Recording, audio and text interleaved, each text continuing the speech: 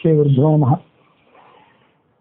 ಹರಿಕಥಾಮೃತಸಾರದ ಮೊದಲನೇ ಸಂಧಿಯ 4 ಶ್ಲೋಕಗಳು ಈ ಹಿಂದೆ ಸಮಾಪ್ತಿಯನ್ನು ಕಂಡಿದ್ದವು. 4ನೇ ಶ್ಲೋಕದಲ್ಲಿ ಆ ಮುಖ್ಯ ಪ್ರಾಣನ ಮಹಿಮಾದ ವರ್ಣನದೊಂದಿಗೆ ಆ ಕಥಾಭಾಗ ಕೊನೆಗೊಂಡಿತ್ತು. 5ನೇ ಶ್ಲೋಕ ಸರಸ್ವತೀ ದೇವಿಯ ವರ್ಣನವನ್ನು ಒಳಗೊಂಡಿದೆ. ಚತುರವದ ನನದಾನಿ ಅತಿರೋಹಿತ ವಿಮಲ ವಿಜ್ಞಾನಿ ನಿಗಮ ಪ್ರಕೃತಿಗಳಿಗಭಿಮಾನಿ ವೀಣಾಪಾಣಿ ಬ್ರಹ್ಮಾಣಿ ನಟಿಸಿಬೇಡುವೆ ಜನನಿ ಲಕ್ಷ್ಮೀಪತಿಯ ಗುಣಗಳ ತುಟಿಪುದಕ್ಕೆ ಸನ್ಮತಿಯ ಪಾಲಿಸಿ ನೆಲೆಸು ನೀ ಮಧ್ವದನ ಸದನದಲ್ಲಿ. ಚತುರವದನ ಅಂದ್ರೆ ಚತುರ್ವದನ, ಚತುರ್ಮುಖ ಬ್ರಹ್ಮ, ಆತನ ರಾಣಿ ಅವಳು. ಅತಿರೋಹಿತ ವಿಮಲ ವಿಜ್ಞಾನಿ, ಅವಳ ವಿಜ್ಞಾನ ಅಂದ್ರೆ ಅವಳ ತತ್ವಜ್ಞಾನ ಏನಿದೆ ಅದು ವಿಮಲವಾದದ್ದು, ಅತ್ಯಂತ ಶುದ್ಧವಾದದ್ದು ಮತ್ತು ಎಂದೂ ಕೂಡ ತಿರೋಹಿತ ಆಗುವಂಥದ್ದಲ್ಲ. ಅಜ್ಞಾನಾದಿಗಳ ಕಾರಣದಿಂದಾಗಿ, ಭ್ರಾಂತಿಯ ಕಾರಣದಿಂದಾಗಿ ಅದು ತಿರೋಹಿತ ಆಗುವಂಥದ್ದಲ್ಲ. ಅದಕ್ಕಾಗಿ ಅತಿರೋಹಿತ ವಿಮಲ ವಿಜ್ಞಾನಿ ಅಂತಾರೆ. ನಿಗಮ ಪ್ರಕೃತಿಗಳಿಗೆ ಅಭಿಮಾನಿ, ಎಲ್ಲ ವೇದವಾಕ್ಯಗಳಿಗೂ ಆಕೆ ಅಭಿಮಾನಿ ದೇವತೆ. ಲಕ್ಷ್ಮೀ ದೇವತೆಯು ಮುಖ್ಯಾಭಿಮಾನಿ, ಅವಳ ಬಳಿಕ ಈ ಸರಸ್ವತಿ ಭಾರತೀಯರು ಅಭಿಮಾನಿ ದೇವತೆಯರು. ನಿಗಮ ಪ್ರಕೃತಿಗಳಿಗೆ ಅಭಿಮಾನಿ, ವೀಣಾಪಾಣಿ, ಕೈಯಲ್ಲಿ ವೀಣೆಯನ್ನ ನುಡಿಸುತ್ತಾ ಇರುವಂಥವಳು. ಬ್ರಹ್ಮಾಣಿ, ಇದು ಬ್ರಹ್ಮಾಣಿ ಅಂತಂದ್ರೆ ಚತುರ್ಮುಖ ಬ್ರಹ್ಮನ ಪತ್ನಿ ಅಂತ ಕೂಡ ಒಂದು ಅರ್ಥ ಆಗ್ಬಹುದು. ಆದ್ರೆ ಚತುರವದನನ ರಾಣಿ ಅಂತ ಹಿಂದೆ ಬಂತಲ್ಲ, ಅದಕ್ಕಾಗಿ ಇಲ್ಲಿ ಬಂದಂತಹ ಬ್ರಹ್ಮಾಣಿ ಅನ್ನೋ ಶಬ್ದಕ್ಕೆ ಬೇರೆ ಅರ್ಥವನ್ನು ಹೇಳಿದ್ರೆ ಉಚಿತ. ಬ್ರಹ್ಮಾಣಿ ಅಂತಂದ್ರೆ ಬ್ರಹ್ಮೇತಿ ವೇದ ಬುದ್ಧಿಸ್ತ ಅಂತ ಕಾಟಕೋಪನಿಷತ್ ಭಾಷ್ಯ. ಬ್ರಹ್ಮ ಅಂದ್ರೆ ವೇದ, ಆ ವೇದದ ಮನನವನ್ನು ಮಾಡುವಂಥವಳು, ವೇದದ ಅರ್ಥವನ್ನು ತಿಳಿದವಳು. ಬ್ರಾಹ್ಮಣ ಅಂತ ಶಬ್ದ ಹೇಗೋ ಹಾಗೆ ಬ್ರಹ್ಮಾಣಿ ಅಂತ ಶಬ್ದ. ಹೀಗೆ ವೇದಾರ್ಥವನ್ನು ಬಲ್ಲವಳಾದ್ರಿಂದ ಅವಳಿಗೆ ಬ್ರಹ್ಮಾಣಿ ಅಂತ ಕರೀತಾರೆ. ಮಿತಿಸಿ ಬೇಡುವೆ, ನಾನು ನಿನ್ನನ್ನ ಪ್ರಾರ್ಥನೆ ಮಾಡ್ತೇನೆ, ನಮಸ್ಕಾರ ಮಾಡಿ ಪ್ರಾರ್ಥನೆ ಮಾಡ್ತೀನಿ. ಜನನಿ, ತಾಯಿ, ಲಕ್ಷ್ಮೀಪತಿಯ ಗುಣಗಳ ತುದಿಪುದಕ್ಕೆ, ನನ್ನ ನಾಲಿಗೆ, ನನ್ನ ವಕ್ತೃತ್ವ ಶಕ್ತಿ, ಇದೆಲ್ಲ ಏನಿದೆ ಬೇರೆ ಯಾರ್ದೋ ಸ್ತೋತ್ರವನ್ನು ಮಾಡಿ ವ್ಯರ್ಥ ಆಗಬಾರ್ದು, ಅದರಂತೆ ಅದು ಭ್ರಾಂತಿಗೆ ಒಳಗಾಗಬಾರ್ದು, ಅಂಥ ಭ್ರಾಂತಿ ಕೂಡ ನನಗೆ ಬರಬಾರ್ದು. ಅಂಥ ಒಂದು ಉತ್ತಮ ಅವಕಾಶವನ್ನು ನೀನು ನನಗೆ ಕೊಡಿಸಬೇಕು. ಯಾಕೆಂತಂದ್ರೆ ಮನುಷ್ಯ ಯಾವುದೇ ತಪ್ಪು ಕೋರಿಕೆಗಳನ್ನ ಭಗವಂತನ ಎದುರಿಗೆ ಕೇಳ್ಕೊಳ್ಳೋದಾಗಲಿ ಅಥವಾ ತಪ್ಪು ಸಂಗತಿಗಳನ್ನು ಹೇಳೋದಾಗಲಿ ಅವೆಲ್ಲವೂ ಕೂಡ ಆ ವಾಣಿಯ ಪ್ರೇರಣೆ ಅಂತ ನಡೀತದೆ ಅಂತ ನಾವು ನೋಡಿದ್ದೇವೆ. ಹಿಂದೆ ಕುಂಭಕರ್ಣನೂ ಕೂಡ ನನಗೆ ವರ್ಷ ಪೂರ್ಣ ನಿದ್ದೆ ಬೇಕು, 6 ತಿಂಗಳಿಗೊಮ್ಮೆ ಮಾತ್ರ ಎಚ್ಚರ ಆಗಬೇಕು ಅಂತ ಆ ಸರಸ್ವತಿಯ ಪ್ರೇರಣೆಗನುಸಾರವಾಗಿ ಕೇಳ್ಕೊಂಡ್ಬಿಟ್ಟ. ಹೀಗೆ ಬೇರೆ ಏನೋ ಕೇಳಬೇಕು ಅಂತ ಇದ್ದವನು ಸರಸ್ವತಿ ಅವನ ನಾಲಿಗೆಯಲ್ಲಿ ನೆಲೆಸಿ ಆತನನ್ನು ಮರುಳುಗೊಳಿಸಿ ತಪ್ಪು ಪ್ರಾರ್ಥನೆ ಆತ ಕೇಳುವಂತೆ ಮಾಡಿಬಿಟ್ಟ. ಅದಕ್ಕಾಗಿ ಆ ಸರಸ್ವತಿ ದೇವಿಯನ್ನ ಹೀಗೆ ಕೇಳ್ಕೊಳ್ಬೇಕು. ನನ್ನ ವದನ ಸದನ, ವದನ ಅಂದ್ರೆ ಮುಖ, ಸದನ ಅಂದ್ರೆ ಮುಖದ ಪ್ರದೇಶ. ಆ ಮುಖ, ಅದು ನಾಲಿಗೆ, ಇವೆಲ್ಲ ಏನಿವೆ ಇವೆಲ್ಲವೂ ಕೂಡ ಲಕ್ಷ್ಮೀಪತಿಯ ಗುಣಗಳನ್ನು ಸ್ತೋತ್ರ ಮಾಡೋದಕ್ಕೆ ಮೀಸಲಾಗಿರಬೇಕು. ಅವರಿವರನ್ನು ಸ್ತೋತ್ರ ಮಾಡಿ ನನ್ನ ನಾಲಿಗೆ, ನನ್ನ ಈ ಮಾತನಾಡುವ ಶಕ್ತಿ ಏನಿದೆ ಅದು ವ್ಯರ್ಥ ಅನಿಸ್ಕೋಬಾರ್ದು. ಇಲ್ಲಿ ಸಾಮಾನ್ಯವಾಗಿ ಜಿಹ್ವ, ನಾಲಿಗೆ ಅಂತ ಇಷ್ಟೇ ಹೇಳ್ತಾರೆ, ಮುಖ ಅಂತ ಅಷ್ಟೇ ಹೇಳ್ತಾರೆ. ಆದ್ರೆ ವರ್ಣಗಳನ್ನು ಉಚ್ಚಾರ ಮಾಡುವಂಥ ಎಲ್ಲ ಅಂಗಗಳು ಅಂತ ಕೂಡ ಇಟ್ಕೊಳ್ಬೇಕು. ಕಂಠ, ಅಕಾರ, ಎಲ್ಲ ಸ್ವರಗಳೆಲ್ಲ ಕಂಠದಿಂದ ಹುಟ್ಟುತ್ತವೆ. ಆಮೇಲೆ ಕವರ್ಗ, ಕ, ಖ, ಗ, ಘ, ಞ ಇವೆಲ್ಲ ಅವು ಕೂಡ, ಮತ್ತೆ ಹ ಮತ್ತೆ ವಿಸರ್ಗ, ಅಹ ಅಂತೇನು ಅಹ ಅಂತೇವಲ್ಲ, ಇವೆಲ್ಲ ಹುಟ್ಟೋದು ಕಂಠದಿಂದ. ಮತ್ತೆ ತಾಲುವಿನಿಂದ ಕೆಲವು ಅಕ್ಷರಗಳು ಹುಟ್ಟುತ್ತವೆ. ಇಕಾರ ಇದು ತಾಲುವಿನಿಂದ ಹುಟ್ಟುತ್ತದೆ. ಅಕಾರ ಕಂಠದಿಂದ ಹುಟ್ಟಿದ್ರೆ ಇಕಾರ ತಾಲುವಿನಿಂದ. ತಾಲು ಅಂತಂದ್ರೆ ಈ ಬಾಯಿಯ ಮೇಲ್ಭಾಗದ ಗೋಡೆ ಏನಿರ್ತದಲ್ಲ ಅದಕ್ಕೆ ತಾಲು ಅಂತ ಕರೀತಾರೆ. ಹೀಗೆ ಈ ಸವರ್ಗ, ಯ ಮತ್ತು ಶ, ಶಂಕರ ಶಯನದಲ್ಲಿ ಇವೆಲ್ಲ ತಾಲುವಿನಿಂದ ಹುಟ್ಟುತ್ತವೆ. ಹೀಗೆ 4 ಸ್ಥಾನಗಳಿವೆ. ಈ ಎಲ್ಲ ಸ್ಥಾನಗಳು ವರ್ಣಗಳನ್ನು ಉಚ್ಚಾರ ಮಾಡ್ತವೆ. ಆ ಮೂಲಕ ನಾನೇನು ಪದಗಳನ್ನ, ವಾಕ್ಯಗಳನ್ನ ಪ್ರಯೋಗ ಮಾಡ್ತೀನಿ, ಅದು ಯಾವುದೂ ಕೂಡ ಭಗವಂತನಿಗಿಂತ ಭಿನ್ನರಾದವರನ್ನು ಸ್ತೋತ್ರ ಮಾಡಿ ವ್ಯರ್ಥ ಆಗುವಂಥದ್ದಾಗಬಾರ್ದು. ಭಗವಂತನನ್ನೇ ಸ್ತೋತ್ರ ಮಾಡುವಂಥ ಅವಕಾಶ, ಸದಾವಕಾಶ ಅವಕ್ಕೆ ಬರಬೇಕು. ಆ ಥರ ನೀನು ಸನ್ನತಿಯನ್ನು ಪಾಲಿಸಬೇಕು. ಸನ್ಮತಿಯ ಪಾಲಿಸಿ ನೆಲೆಸು ನೀ ಮಧ್ವದನ ಸದನದಲ್ಲಿ. ಹಾಗೆ ಯಾವತ್ತೂ ಕೂಡ ಅಲ್ಲಿರು. ನೀ ಇಲ್ಲದೇ ಇದ್ರೆ, ನೀ ಇದ್ದೀ ಅಂತ ನನಗೆ ಹೆಸರು ಇಲ್ಲದೆ ಹೋದ್ರೆ ನಾನು ಬೇರೆ ಯಾರ್ಯಾರನ್ನ ಸ್ತೋತ್ರ ಮಾಡಿ ಭ್ರಾಂತಿಗೊಳಗಾಗ್ತೀನಿ. ಹಾಗೆ ಮಾಡೋದು ಬೇಡ ಅಂತ ಅವರನ್ನ ಆ ಸರಸ್ವತಿ ದೇವಿಯನ್ನು ಪ್ರಾರ್ಥನೆ ಮಾಡಬೇಕು.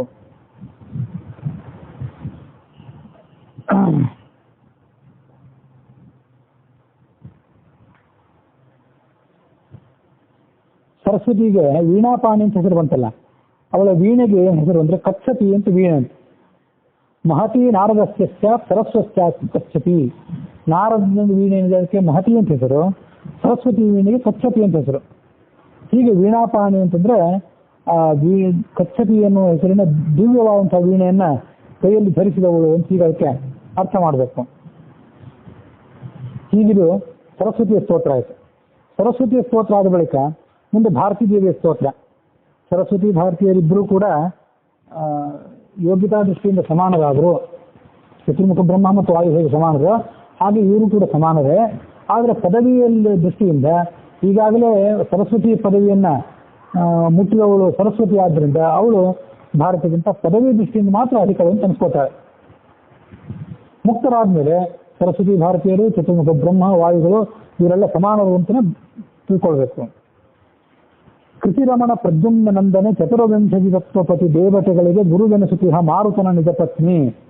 ಸತತ ಹರಿಯಲಿ ಗುರುಗಳಲ್ಲಿ ಸದ್ರತಿಯ ಪಾಲಿಸಿ ಭಾಗವತ ಭಾರತ ಪುರಾಣ ರಹಸ್ಯ ತತ್ವಗಳ ಅರುಪು ಕರುಣದಲ್ಲಿ. ಆ ಭಾರತೀ ದೇವಿಯನ್ನು ಹೀಗೆ ಸ್ತೋತ್ರ ಮಾಡ್ತಾರೆ. ಭಾರತೀ ದೇವಿಯೇ, ನೀನು ಕೃತಿರಮಣ ಪ್ರದ್ಯುಮ್ನ ನಂದನೆ, ಪ್ರದ್ಯುಮ್ನ ಮಗಳು ನೀನು. ನಾರಾಯಣ ರೀತಿಯ ಅಂತ ಭಗವಂತ ವಾಸುದೇವ ಸಂಕರ್ಷಣ ಪ್ರದ್ಯುಮ್ನ ಅಂತ 4 ರೂಪಗಳನ್ನು ತಾಳಿದ್ನಲ್ಲ, ಆಗ ಲಕ್ಷ್ಮೀದೇವಿಯು ಕೂಡ 4 ರೂಪಗಳನ್ನು ತಾಳಿದ್ನಲ್ಲ. ಅಲ್ಲಿ ಪ್ರದ್ಯುಮ್ನ ಪತ್ನಿ, ಪ್ರದ್ಯುಮ್ನ ರೂಪಿಯಾದಂತಹ ಭಗವಂತನ ಪತ್ನಿ ಕೃತಿ ಅಂತ. ಹೀಗೆ ಕೃತಿ ಮತ್ತು ಪ್ರದ್ಯುಮ್ನ ಇವರಿಬ್ಬರ ಪುತ್ರಿಯೇ ಈ ಭಾರತೀ ದೇವಿ. ಅವಳು ಚತುರ್ವಿಂಶತಿ ತತ್ವಪತಿ ದೇವತೆಗಳಿಗೆ ಗುರುವೆನಿಸುತ್ತಿರುವ ಮಾರುತನ ನಿಜ ಪತ್ನಿ. ಈ ಮುಖ್ಯ ಪ್ರಾಣಿನ ನಿಜವಾದ ಪತ್ನಿ ಅವಳು. ಆ ಮುಖ್ಯ ಪ್ರಾಣ ಎಂಥವನು ಅಂತಂದ್ರೆ ಗುರು. ಎಲ್ಲರಿಗೂ ಗುರು. ಯಾರಿಗೂ ಗುರು ಅಂದ್ರೆ 24 ತತ್ವಗಳಿಗೆ, 24 ತತ್ವಾಭಿಮಾನಿ ದೇವತೆಗಳಿಗೆ ಆತ ಗುರು ಅನ್ಸ್ಕೋತಾನೆ. ಅಂಥ ಶ್ರೇಷ್ಠ ಸ್ಥಾನ ಇದ್ದಂತಹ ಮಾರುತನ ನಿಜ ಪತ್ನಿ ನೀನು. ಯಾವಾಗಲೂ ಹರಿಯಲ್ಲಿ ಭಕ್ತಿ ಇರಬೇಕು, ಗುರುವಿನಲ್ಲಿ ಭಕ್ತಿ ಇರಬೇಕು. ಹರಿಯಲ್ಲಿ ಅಂದ್ರೆ ಲಕ್ಷ್ಮೀ ದೇವಿಯಲ್ಲೂ ಬಂತು, ಗುರುಗಳಲ್ಲಿ ಚತುರ್ಮುಖ ಬ್ರಹ್ಮ ಮತ್ತು ವಾಯುಗಳಲ್ಲಿ ಸದ್ರತಿಯ ಪಾಲಿಸು. ರತಿ ಅಂದ್ರೆ ಆಸಕ್ತಿ. ನಿನ್ನ ಹೆಸರೇ ಭಾರತಿ. ರತಿ ಅಂದ್ರೆ ಆಸಕ್ತಿ, ಭಾರತಿ. ಭಾ ಅಂದ್ರೆ ಬೆಳಕು, ಪ್ರಕಾಶ ಸ್ವರೂಪಿಯಾದಂಥ ಭಗವಂತ. ಆ ಭಗವಂತನಲ್ಲಿ ಯಾವತ್ತೂ ಕೂಡ ಆಸಕ್ತರಾದ್ದರಿಂದ ಅವಳಿಗೆ ಭಾರತಿ ಅಂತ ಹೆಸರು. ಹೀಗೆ ನೀನು ಭಾರತೀಯ ಆದ್ದರಿಂದ ಹರಿಯಲ್ಲಿ ಗುರುಗಳಲ್ಲಿ ನನಗೆ ಶ್ರೇಷ್ಠವಾದಂಥ ಆಸಕ್ತಿ ಬರುವಂತಾಗಬೇಕು. ಮತ್ತು ಭಾಗವತದಲ್ಲಿ, ಭಾರತದಲ್ಲಿ, ಉಳಿದ ಪುರಾಣಗಳಲ್ಲಿ ಏನೇನು ಮತ್ತು ಸತ್ಯಾಸ್ತ್ರಗಳಲ್ಲಿ ಏನೇನು ತತ್ವ ರಹಸ್ಯ ಅಡಗಿದೆ ಅದನ್ನೆಲ್ಲ ಕರುಣದಲ್ಲಿ ಅರುಪು. ನನಗೆ ನನ್ನ ಮೇಲೆ ಕರುಣೆ ಇಟ್ಟು ಅದನ್ನೆಲ್ಲ ತಿಳಿಸ್ಕೊಡು ಅಂತ ಅವನು ಕೇಳಬೇಕು. ಹೀಗೆ ಶ್ಲೋಕದ ಬಗ್ಗೆ ನಾವು ಹೀಗೆ ಅರ್ಥ ಮಾಡ್ಕೊಂಡ್ವಿ. ಅಲ್ಲಿ ಕೃತಿರಮಣ ಪ್ರದ್ಯುಮ್ನಂದನೆ ಮತ್ತು ಮಾರುತನ ನಿಜ ಪತ್ನಿ ಇತ್ಯಾದಿ ಶಬ್ದಗಳೇನಿವೆ ಅದಕ್ಕೆ ಏನು ಅರ್ಥ, ಅದು ಹಿನ್ನೆಲೆ ಏನು ಅಂತ ಅನ್ನೋದನ್ನು ಗಮನಿಸಬೇಕು. ಅವುಗಳಲ್ಲಿ ಮೊದಲನೇ ಶಬ್ದ ಏನಂದ್ರೆ ಕೃತಿರಮಣ ಪ್ರದ್ಯುಮ್ನಂದನೆ. ಭಾರತೀ ದೇವಿಯು ಕೃತಿ ಮತ್ತು ಪ್ರದ್ಯುಮ್ನ ಇವರಿಂದ ಜನಿಸಿದವಳು ಅಂತ ಬಂತು. ಹಾಗಾದ್ರೆ ಸರಸ್ವತಿ ಎಲ್ಲಿಂದ ಜನಿಸಿದವಳು? ಮುಖ್ಯ ಪ್ರಾಣ ಎಲ್ಲಿಂದ ಜನಿಸಿದ? ವಾಯು ಆಯ್ತು, ಮತ್ತು ಬ್ರಹ್ಮ ಎಲ್ಲಿಂದ ಜನಿಸಿದ? ಅದನ್ನು ಸಾಂದರ್ಭಿಕವಾಗಿ ನೋಡಿಬಿಡ್ಬೇಕು. ಅಲ್ಲಿ ಹೇಳಲಿಲ್ಲ ಅವರು. ಆದ್ರೆ ಕೃತಿರಮಣ ಪ್ರದ್ಯುಮ್ನಿಂದ ಭಾರತೀ ಜನಿಸಿದ್ಲು ಅಂದಮೇಲೆ ಉಳಿದವರು ಮೂವರನ್ನು ಕೂಡ ಇದೇ ಸಂದರ್ಭದಲ್ಲಿ ಗಮನಿಸಬೇಕು. ನಾರಾಯಣ, ವಾಸುದೇವ, ಸಂಕರ್ಷಣ, ಪ್ರದ್ಯುಮ್ನ, ಅನಿರುದ್ಧ ಅಂತ ಈ 4 ರೂಪಗಳಿಂದ ಭಗವಂತ ಕಾಣಿಸ್ಕೊಂಡ. ಅಲ್ಲಿ ಅದು ತಾತ್ಪರ್ಯನಿರ್ಣಯದ 1ನೇ ಅಧ್ಯಾಯದಲ್ಲಿ ಈಗಾಗಲೇ ಬಂದಿದೆ.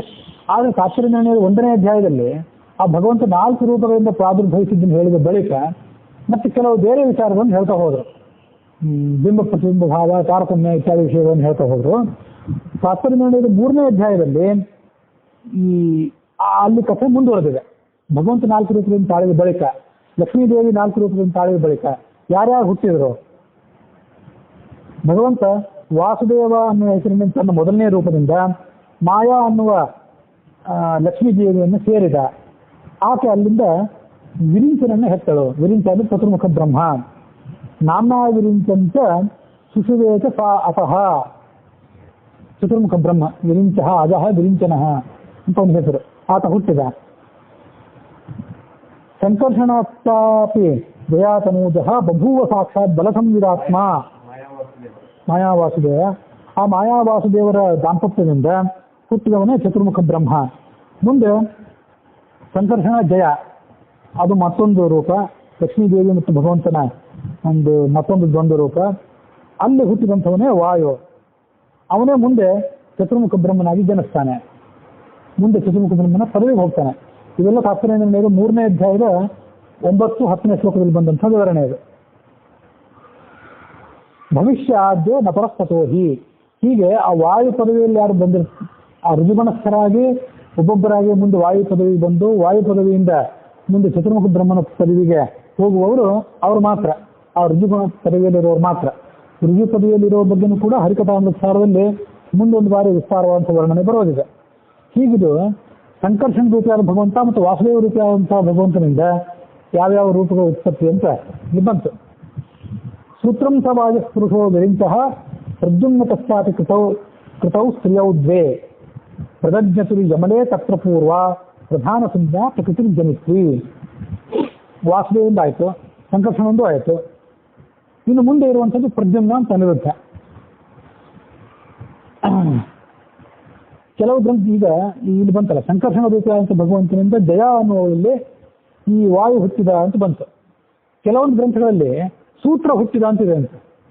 ಸೂತ್ರ ನಾಮಕ ಅಂತ, ವಾಯುವಿಗೆ ಸೂತ್ರ ಅಂತ ಹೆಸರು. ಸೂತ್ರ ಅನ್ನುವ ಹೆಸರಿನ ಸೂತ್ರ ಅನ್ನುವವನು ಸಂಕರ್ಷಣ ರೂಪಿಯಾದ ಭಗವಂತನಿಂದ ಜಯ ಅನ್ನುವಲ್ಲಿ ಹುಟ್ಟಿದ ಅಂತಿದೆ. ಹಾಗಾದ್ರೆ ಅಲ್ಲಿ ಸೂತ್ರ ಅಂದ್ರೆ ಯಾರು? ಬೇರೆ ಯಾರು ಅಂತ ಭ್ರಾಂತಿ ಪಡಬೇಡ್ರಿ, ಇದೇ ವಾಯುವಿನೇ ಅವನು. ಅದಕ್ಕಾಗಿ ವಾಯುವನ್ನ ದಾಸರ ಪದಗಳಲ್ಲಿ ಸೂತ್ರ ನಾಮಕ ಅಂತ ಹೇಳಿದ್ದು. ಸೂತ್ರಂಸ ವಾಯು, ವಾಯುವೇ ಸೂತ್ರ. ಪುರುಷೋ ವಿರಿಂಚಃ. ಮತ್ತೆ ಕೆಲವು ಗ್ರಂಥಗಳಲ್ಲಿ ವಾಸುದೇವ ಮತ್ತು ಮಾಯಾ ಇವರಿಂದ ಹುಟ್ಟಿದವನು ವಿರಿಂಚ ಅಂತ ಇರೋದ್ರ ಬದಲಾಗಿ ಪುರುಷ ಅಂತಿದೆ. ಅಲ್ಲಿ ಪುರುಷ ಅಂತಂದ್ರೆ ಚತುರ್ಮುಖ ಬ್ರಹ್ಮ ಅಂತ ತಗೊಳ್ಬೇಕು. ಹೀಗೆ ಪುರುಷನೇ ವಿರಿಂಚ, ಸೂತ್ರವೇ ವಾಯು. ಸೂತ್ರವನ್ನು ಸ್ವಲ್ಪ ಜಗತ್ತನ್ನೆಲ್ಲ ತನ್ನ ಅಧೀನದಲ್ಲಿ ಇಟ್ಕೊಂಡವನಾದ್ರಿಂದ ಸೂತ್ರವನ್ನು ಹೆಸರು ಅವನಿಗೆ ಸಾರ್ಥಕ.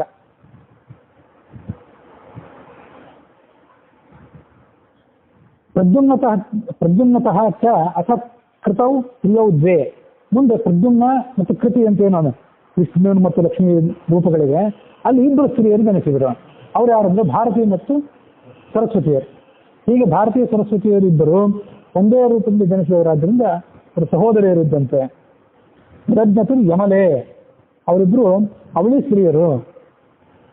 ಸಪ್ತ ಪೂರ್ವ ಪ್ರಧಾನ ಸಂಜ್ಞಾ, ಅವರಲ್ಲಿ ಮೊದಲನೆಯವಳಾದಂಥ ಸರಸ್ವತಿ ಏನಿದ್ದಾಳಲ್ಲ ಅವಳಿಗೆ ಪ್ರಧಾನ ಅಂತ ಕೂಡ ಹೆಸರು, ಪ್ರಕೃತಿ ಅಂತ ಕೂಡ ಹೆಸರು ಅವಳಿಗೆ. ಅವಳು ಪ್ರಕೃತಿಗೆ ಅಭಿಮಾನಿ ದೇವತೆ. ಪ್ರಕೃತಿಗೆ ಅಭಿಮಾನಿ ದೇವತೆ ಅವಳು. ಪ್ರಕೃತಿಗೆ ಅಭಿಮಾನಿ ದೇವತೆ, ಮುಖ್ಯಾಭಿಮಾನಿ ದೇವತೆ ಲಕ್ಷ್ಮಿ. ಅವ್ಯಕ್ತ, ಪ್ರಕೃತಿ ಅಂದ್ರೆ ಅವ್ಯಕ್ತ. ಅದಕ್ಕೆ ಮುಖ್ಯಾಭಿಮಾನಿ ದೇವತೆ ಲಕ್ಷ್ಮಿ.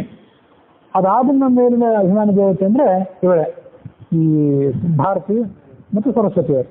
ಅದಕ್ಕಾಗಿ ಸತ್ಯನಾಶ ಮಾಡ್ತಾರಲ್ಲ, ಸತ್ಯನಾಶ ಮಾಡುವಾಗ ಈ ಮಾಲಾಕಾರವಾಗಿ ಹೃದಯದಲ್ಲಿ ಭಗವಂತ 12 ರೂಪಗಳನ್ನು ಹೇಳಿದ್ದಾದ ಬಳಿಕ ಮೊದಲು 12 ರೂಪಗಳು ಅವು ತತ್ವಕ್ಕೇನು ಸಂಬಂಧ ಇಲ್ಲ. ಶಕ್ತಾತ್ಮ, ಪ್ರತಿಷ್ಠಾತ್ಮ, ಸಂವಿಧಾತ್ಮ ಅಂತ ಇಷ್ಟನ್ನೆಲ್ಲ ಹೇಳಿ ಮುಂದೆ ಬಲ ಹೆಗಲನ್ನು ಮುಟ್ಟಿ ಪರಾಯ ಪ್ರಸಕ್ತ್ಯಾತ್ಮನೆ, ಪರಾಯ ಅವ್ಯಕ್ತಾತ್ಮನೆ, ಅವ್ಯಕ್ತ ತತ್ವಾಭಿಮಾನಿ ರಮಾಂತರ್ಗತ ಶ್ರೀಪತಿ ಕೇಶವಾಯ ನಮಃ ಅಂತಾರೆ.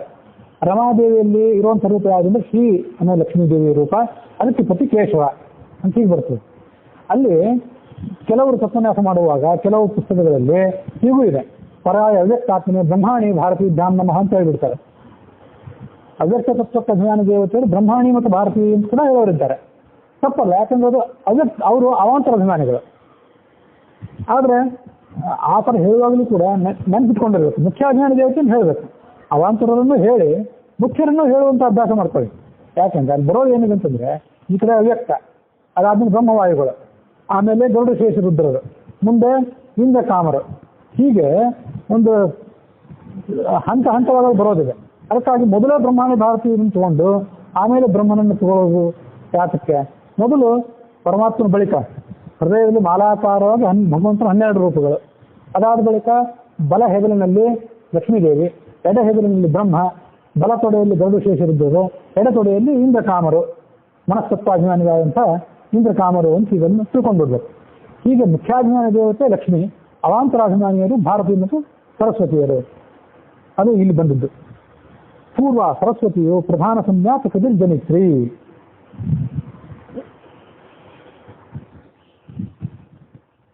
ಇಲ್ಲಿ ಇದು 11ನೇ ಶ್ಲೋಕ ಆಯಿತು. ತಾತ್ಪರ್ಯ ನಿರ್ಣಯದ 3ನೇ ಅಧ್ಯಾಯದ 12ನೇ ಶ್ಲೋಕ ಇನ್ನೊಂದಿದೆ. ಶುದ್ಧ ದ್ವಿತೀಯ ತಯೋಸ್ತಯೋಗೋ ಬಭೂವ ಸಂಶಯೋತ ಸೂತ್ರನಾಂನ ಹರೇರ್ನಿಯೋಗ ಅಥ ಸಂಪ್ರಸೂತೌ ಶೇಷಸ್ತು ಪರ್ಣಶ್ಚ ತಯೋಸ್ತಹೈವ. ಆ ಪ್ರದ್ಯುಮ್ನ ಕುಮಾರಿಯರಾದಂಥ ಸರಸ್ವತಿ ಭಾರತೀಯರಿದ್ದಾರಲ್ಲ, ಅವರಲ್ಲಿ ಎರಡನೇ ಅವಳು ಈ ಶುದ್ಧ ಅನ್ಸ್ಕೊಂಡಿರುವಂಥ ಭಾರತಿ. ಇದು ಗಮನಿಸಿ, ಭಾರತಿ ಶುದ್ಧ ಅಂತ ಹೆಸರು. ಯಾರಾದ್ರೂ ಶುದ್ಧ ಅಂತ ಹೆಸರು ಇಟ್ಕೊಂಡಿದ್ರೆ ಯಾರ ಹೆಸರು? ಶುದ್ಧ ಅಂದ್ರೆ ಶ್ರದ್ಧೆ. ಮನುಷ್ಯ ಒಂದು ಯಾವ್ದಾರ ಒಂದು ವಿಷಯದ ಬಗ್ಗೆ, ವಿದ್ಯೆ ಬಗ್ಗೆನೋ ಭಗವಂತನ ಬಗ್ಗೆನೋ ಶ್ರದ್ಧೆ ಇಡ್ತಾರಲ್ಲ, ಆ ಶ್ರದ್ಧೆ ಇರ್ಲಿ. ಅಂತೂ ಈ ಚತುರ್ಮುಖ ಬ್ರಹ್ಮ ಮುಖ್ಯ ಪ್ರಾಣಿಗಳಿದ್ದ ಅವಿದ್ದು ಜೀವಾಭಿಮಾನಿಗಳು, ಈ ಜೀವನಿಗೆ ಅಭಿಮಾನಿಗಳು. ಅವ್ರ ಪತ್ನಿಯರಾದಂತಹ ಸರಸ್ವತಿ ಮತ್ತು ಭಾರತೀಯರೇನಿದ್ದಾರೆ, ಆ ಜೀವನಿಗಿರುವಂತಹ ಬುದ್ಧಿ ಶುದ್ಧ, ಬುದ್ಧಿಯೇ ಸರಸ್ವತಿ, ಶುದ್ಧೆಯೇ ಭಾರತಿ. ಹೀಗೆ ಬುದ್ಧಿಯನ್ನು ಕೊಡುವಂತ ಸರಸ್ವತಿಯನ್ನು ಕೇಳಬೇಕು, ಶುದ್ಧೆಯನ್ನು ಕೊಡುವಂತ ಭಾರತಿಯನ್ನು ಕೇಳಬೇಕು. ಸುಮ್ಮನೆ ಕುರುಡಾಗಿ ಪ್ರಾರ್ಥನೆ ಮಾಡೋದಕ್ಕಿಂತ ಮುಖ್ಯವಾಗಿ ಜೀವಾಭಿಮಾನಿಗಳಾದಂಥ ಮುಖ್ಯ ಪ್ರಾಣ ಮತ್ತು ಬ್ರಹ್ಮರ ಪತ್ನಿಯರಾದವರು ಸರಸ್ವತಿ ಮತ್ತು ಭಾರತೀಯರು, ಅವರನ್ನು ಹೀಗೆ ಪ್ರಾರ್ಥನೆ ಮಾಡಬೇಕು. ಶುದ್ಧ ದ್ವಿತೀಯ ಅಥ ತಯೋಶ್ಚ ಯೋಗ. ಹೀಗೆ ಮುಂದೆ ಆ ಭಾರತಿಗೆ ಮುಖ್ಯ ಪ್ರಾಣ ಯೋಗದಿಂದ ಮತ್ತೆ ಸರಸ್ವತಿಗೆ ಚತುರ್ಮುಖ ಬ್ರಹ್ಮನ ಯೋಗದಿಂದ ಮುಂದೇನು ಸಂತಾನ ಉತ್ಪತ್ತಿ ಆಯಿತು ಅಂತ ಅನ್ನೋದನ್ನ ಅಲ್ಲಿ ಮುಂದೆ ಹೇಳಿದ್ದಾರೆ ಆ 12ನೇ ಶ್ಲೋಕದಲ್ಲಿ. ಹೀಗೆ ಕೃತಿರಮಣ ಪ್ರದ್ಯುಮ್ನ ನಂದನೆ ಅಂತ ಏನು ಬಂತಲ್ಲ, ಈ ಕಾರಣದಿಂದಾಗಿ ಅವಳು ಕೃತಿರಮಣ ಪ್ರದ್ಯುಮ್ನ ನಂದನೆ. ಕೃತಿರಮಣ ಅಂತ ಪ್ರದ್ಯುಮ್ನಿಂದ ಸರಸ್ವತಿ ಆದ ಬಳಿಕ ಹುಟ್ಟಿದವಳಾದ್ರಿಂದ ಅವಳು ಕೃತಿರಮಣ ಪ್ರದ್ಯುಮ್ನ ನಂದನೆ. ಇನ್ನೊಂದು ವಿಷಯನೂ ನೆನಪು ಮಾಡ್ಕೊಳ್ಬೇಕು. ಹೀಗಾಗಿ ಸರಸ್ವತಿ ಭಾರತೀಯರಿಬ್ಬರು ಅಕ್ಕ ತಂಗಿಯರು, ಸರಿ. ಚತುರ್ಮುಖ ಮತ್ತು ವಾಯುಗಳು ಭಗವಂತನ ಮತ್ತೊಂದು ರೂಪದಿಂದ ಹುಟ್ಟಿದವರು. ಚತುರ್ಮುಖ ಮತ್ತು ವಾಯುಗಳಿಗೆ ಸರಸ್ವತಿ ಭಾರತೀಯರು ಇಬ್ರು ಕೂಡ ಒಂದೇ ರೂಪದಿಂದ ಹುಟ್ಟಿದವರಾದ್ರಿಂದ ಭಗವಂತನ ಒಂದು ರೂಪದಿಂದ ಚತುರ್ಮುಖ ಮತ್ತು ವಾಯು, ಭಗವಂತನ ಮತ್ತೊಂದು ರೂಪದಿಂದ ಭಾರತಿ ಮತ್ತು ಸರಸ್ವತಿಯರು. ಅವರೆಲ್ಲ ಅಣ್ಣ ತಂಗಿಯರಿದ್ದಂತೆ ಅಂತ ಅನಿಸ್ತದೆ ನಮಗೆ. ಇನ್ಯಾಕೆ ಹೇಳಿದೆ ಅಂತಂದ್ರೆ, ಅಲ್ಲೆಲ್ಲೋ ಒಂದ್ ಕಡೆ ಬ್ರಹ್ಮ ತನ್ನ ಮಗಳನ್ನು ಮದುವೆ ಆಗಿಬಿಟ್ಟ, ಅದರಿಂದ ಅವನಿಗೆ ದೋಷ ಬಂತು ಅಂತೆಲ್ಲ ಕೇಳ್ತೀವಲ್ಲ, ಅಲ್ಲಿ ಮಗಳು ಅಕ್ಕ ತಂಗಿ ಅನ್ನೋದಕ್ಕೆ ಅರ್ಥವೇ ಇಲ್ಲ. ಯಾಕಂತಂದ್ರೆ ಇವರೆಲ್ಲ ತತ್ವಾಭಿಮಾನ ದೇವತೆಗಳು. ಯಾರೋ ತಮ್ಮ ಸಹೋದರಿಯನ್ನು ಮದುವೆ ಆದ್ನೋ, ಬಾಂಧವ್ಯದ ಒಳಗೆ ಮದುವೆ ಆದ್ನೋ, ಇಂಥವೆಲ್ಲ ಮನುಷ್ಯರಿಗೆ ಮಾತ್ರ. ಮನುಷ್ಯ ಶರೀರ ಭೌತಿಕ ಶರೀರ, ಆ ಭೌತಿಕ ಶರೀರಕ್ಕೊಂದು ಸೀಮಿತತೆ ಇರ್ತದೆ. ಅದಕ್ಕೆ ನೂರಾರು ಮಾನಸಿಕ ದೈಹಿಕ ದೋಷಗಳು ಬರಬಹುದು ಅಂತ ಅರ್ಥ ಮಾಡ್ಕೊಳ್ತೀವಿ. ಆದ್ರೆ ಇವರೆಲ್ಲ ತತ್ವಾಭಿಮಾನ ದೇವತೆಗಳು. ಚತುರ್ಮುಖ ಬ್ರಹ್ಮ ಮತ್ತು ವಾಯು ಯಾರನ್ನಾದ್ರೂ ಮದುವೆ ಆಗಬೇಕಾಗಿದ್ರೆ ಅವ್ರು ಎಲ್ಲಿಂದ ಮದುವೆ ಆಗಬೇಕಾಗಿದ್ರೆ ಅಲ್ಲಿ ಇದ್ದವರೇ ವಿಷ್ಣು ಮತ್ತು ಲಕ್ಷ್ಮಿ, ಅವರಿಂದ ಹುಟ್ಟಿದವ್ರನ್ನ ಮದುವೆ ಆಗಬೇಕು. ಅದು ಬಿಟ್ಟು ಬೇರೆ ಯಾರನ್ನ ಮದುವೆ ಎಲ್ಲಿಂದ ಆಗ್ತಾರೆ? ಚತುರ್ಮುಖ ಬ್ರಹ್ಮವಾಯುಗಳು ತತ್ವಾಭಿಮಾನಿಗಳು, ಇವರು ತತ್ವಾಭಿಮಾನಿ ದೇವತೆಗಳು, ಅವರಿಂದ ಜಗತ್ತು ಮುಂದುವರಿಬೇಕು. ನಾವು ಅಕ್ಕ ತಂಗಿಯರನ್ನು ಮದುವೆ ಆಗೋದಿಲ್ಲ, ಬೇರೆ ಯಾರನ್ನ ಮದುವೆ ಆಗ್ತೀವಿ, ತರಬೇಕು ಎಲ್ಲಿಂದ? ತತ್ವಾಭಿಮಾನದಿಂದ ತರಬೇಕಲ್ಲ. ತೀರಾ ಯಾರೋ ಬೇರೆ ಯಾವುದೋ ಕುಟುಂಬದಿಂದ ಯಾವುದೋ ಒಂದು ವಂಶದಿಂದ ಒಂದು ಕನ್ಯೆ ಅಂತಂದ್ರೆ ಅಂತ ಯೋಗ್ಯತೆ ಅದಕ್ಕೆ ಇರಬೇಕಲ್ಲ. ಅದೆಲ್ಲ ಮಾನವರಿಗಷ್ಟೇ ನಿಯಮ. ಸಾಂದರ್ಭಿಕವಾಗಿ ಹೇಳಿದೆ. ಅವರು ತತ್ವಾಭಿಮಾನಿ ದೇವತೆಗಳು, ಅವರ ಪತ್ನಿಯರು ತತ್ವಾಭಿಮಾನಿ ದೇವತೆಗಳು. ಹುಟ್ಟಿದವರು ಗರುಡ ಶೇಷ ರುದ್ರರ ಗರುಡ ಶೇಷರು ಅಂತ ಹೀಗಿದೆ. ಅವರು ತತ್ವಾಭಿಮಾನಿ ದೇವತೆಗಳು. ಈಗ ಅಂಥ ಮಕ್ಕಳು ಹುಟ್ಟಬೇಕಾದ್ರೆ ಅಂಥ ಗಂಡ ಇರಬೇಕು, ಅಂಥ ಹೆಂಡತಿ ಇರಬೇಕು. ಹಾಗಾಗಿ ಅಲ್ಲಿ ಈ ಅಕ್ಕ ತಂಗಿ ಅಣ್ಣ ಮಗಳು ಯಾವುದು ಇಲ್ಲ ಅಲ್ಲಿ. ಮತ್ತು ಆ ಚತುರ್ಮುಖ ಬ್ರಹ್ಮನಿಗೆ ಸರಸ್ವತಿ ಏನಾಗಬೇಕು? ತಂಗಿ ಆಗ್ಬೇಕಷ್ಟೇ, ಮಗಳೇನಲ್ಲ. ಯಾಕಂದ್ರೆ ಇವನು ಭಗವಂತನಿಂದ ಹುಟ್ಟಿದವನು, ಆಕೆಯೂ ಭಗವಂತನಿಂದ ಹುಟ್ಟಿದವಳು. ಹೇಳೋದಿದ್ರೆ ತಂಗಿ ಅಂತ ಹೇಳಬೇಕು. ಮಗಳಿಂದ ಹುಟ್ಟಿದಂದ್ರೆ ಅವರೆಲ್ಲ ಅನೇಕ ರೂಪಗಳನ್ನು ತಾಳ್ತಿರ್ತಾರೆ ಮೇಲಿನ ಮೇಲೆ. ಹೀಗೆ ಪುರಾಣ ಅಂತರದಲ್ಲಿ ಬೇರೆ ಬೇರೆ ಥರ ಬರ್ತಿರ್ತದೆ ಅಷ್ಟೇ. ಹಾಗಾಗಿ ಅವರ ದೃಷ್ಟಿಯಲ್ಲಿ ಇದೆಲ್ಲ ವ್ಯರ್ಥ ಅಂತ ತಿಳ್ಕೊಳ್ಬೇಕು. ಹೀಗೆ ಕೃತಿರಮಣ ಪ್ರದ್ಯುಮ್ನ ನಂದನೆ ಅಂತ ಒಂದು ಮಾತು. ಅಲ್ಲಿಂದ ಮುಂದೆ ಬರುವಂಥ ಮಾತೇನೆಂದ್ರೆ, ಚತುರ್ವಿಂಶತಿ ಪ್ರತಿ ದೇವತೆಗಳಿಗೆ ಗುರುವೆನಿಸುತ್ತಿಹ ಮಾರುತ. ಈ ಮುಖ್ಯ ಪ್ರಾಣ ಏನಿದ್ದಾನೆ ಅವನ ಪತ್ನಿ ಭಾರತಿ. ಮುಖ್ಯ ಪ್ರಾಣ ಎಂಥವನು ಅಂದ್ರೆ 24 ತತ್ವಾಭಿಮಾನಿ ದೇವತೆಗಳಿಗೆ ಗುರು. ಅಂತ ಬಂತು. ಇದು ಸ್ವಲ್ಪ ಸಮಸ್ಯೆಯನ್ನು ಉಂಟು ಮಾಡುವಂಥ ವಿಷಯ. ಯಾಕೆಂದ್ರೆ ಮುಖ್ಯ ಪ್ರಾಣ ಯಾರಿಗೆ ಗುರು? ತನಕ್ಕಿಂತ ಕೆಳಗಿರುವವರಿಗಿಂತ ಗುರು, ತನಗಿಂತ ಮೇಲ್ಗಿರುವವರಿಗೆ ಆತ ಗುರು ಅಲ್ಲ. ಚತುರ್ವಿಂಶತಿ ತತ್ವಗಳಲ್ಲಿ ಅವ್ಯಕ್ತ ತತ್ವವೂ ಬಂತು. ಬಲಹೆಗರಿನಲ್ಲಿ ಅವ್ಯಕ್ತ ತತ್ವ ಲಕ್ಷ್ಮೀದೇವಿ. ಅದು ಚತುರ್ವಿಂಶತಿ ತತ್ವ ಅಂದ್ರೆ ಯಾವುದಂತ ವಿಚಾರ ಮಾಡ್ಬೇಕಾಯ್ತಲ್ಲ. ಚತುರ್ವಿಂಶತಿ ತತ್ವಾಭಿಮಾನಿ ದೇವತೆಗಳಿಗೆ ಈತ ಗುರು ಹಿರಿಯ ಅಂತ ಅನ್ಸ್ಕೋಬೇಕಾದ್ರೆ ಆ ಚತುರ್ವಿಂಶತಿ ತತ್ವಗಳು ಅಂದ್ರೆ ಯಾವುದು ಅಂತಂದ್ರೆ, ಚತುರ್ವಿಂಶತಿ ತತ್ವ ಅಂದ್ರೆ ಈಗ ನಾವು ತಿಳ್ಕೊಂಡಿರುವಂತೆ ಅವ್ಯಕ್ತ ತತ್ವ, ಮಹತ್ತತ್ವ, ಆಮೇಲೆ ಅಹಂಕಾರ ತತ್ವ, ಮನಸ್ತತ್ವ, ಇವು 4.